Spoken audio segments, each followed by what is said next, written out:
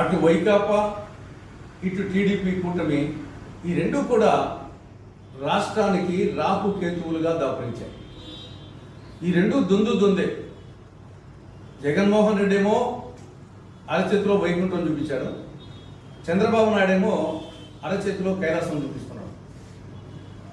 ఒక మాటలో చెప్పాలంటే రాష్ట్ర పరిస్థితి పెనం మీద నుండి నిప్పుల పొయ్యిలో పట్టుకు తారైంది. 2019-24 మధ్య జగన్మోహన్ రెడ్డి పాలనలో ఆంధ్రప్రదేశ్ ఒక అరాచక ఆంధ్రప్రదేశ్గా, అప్పుల ఆంధ్రప్రదేశ్గా, అవినీతి ఆంధ్రప్రదేశ్గా, ఆటవిక ఆంధ్రప్రదేశ్గా, డ్రగ్ ఆంధ్రప్రదేశ్గా, మధ్యాంధ్రప్రదేశ్గా, జూదం ఆంధ్రప్రదేశ్గా, గంజాయి ఆంధ్రప్రదేశ్గా, బూతుల ఆంధ్రప్రదేశ్గా తయారైంది. ఆయన వెళ్ళిపోయాడు.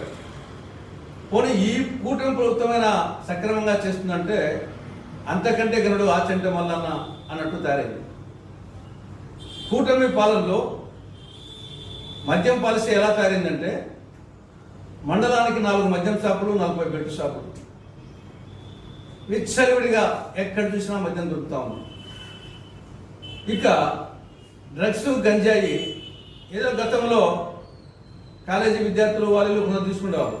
ఇప్పుడు హై స్కూల్ లెవెల్లోనే డ్రగ్స్, గంజాయి ప్రవేశించాయి. ఇక మూడవది సూపర్ 6.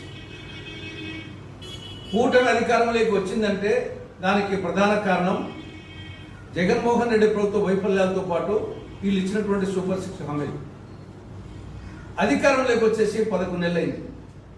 ఇప్పటి వరకు సూపర్ 6 హామీల్లో మెజారిటీ అమలు చేయలేదు. నిరుద్యోగ వృత్తి కింద ఇంతవరకు పైసా ఇవ్వలేదు. ఈ సంవత్సరం కూడా ఇస్తారో ఇదిలో బడ్జెట్లో పెట్టలేదు. ఇక తల్లికి వందనం ఒక సంవత్సరం ఎగ్గొట్టేశారు. ఈ రెండవ సంవత్సరానికి 2020-26 ఎప్పుడు ఇస్తారో అర్థం కావడం లేదు.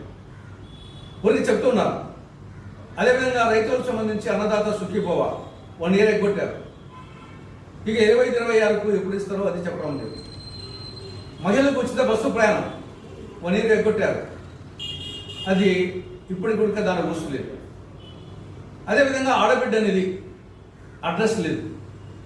ఎస్సీ, ఎస్టీ, బీసీ, ముస్లిం మైనార్టీలకు 50 ఏళ్ళకే పెన్షన్ చెప్పారు, దానికి ప్రస్తావనే లేదు. కాబట్టి సూపర్ 6 హామీలు సూపర్ ఫ్లాప్ అని. కాబట్టి ఆంధ్రప్రదేశ్ ప్రగతి పథంలో పయనించాలి అంటే అది ఒక కాంగ్రెస్ పార్టీతోనే సాధ్యం. ఒక్కసారి ఆలోచించవలసిందిగా రాష్ట్ర ప్రజానికానికి కాంగ్రెస్ పార్టీ విజ్ఞప్తి చేస్తుంది.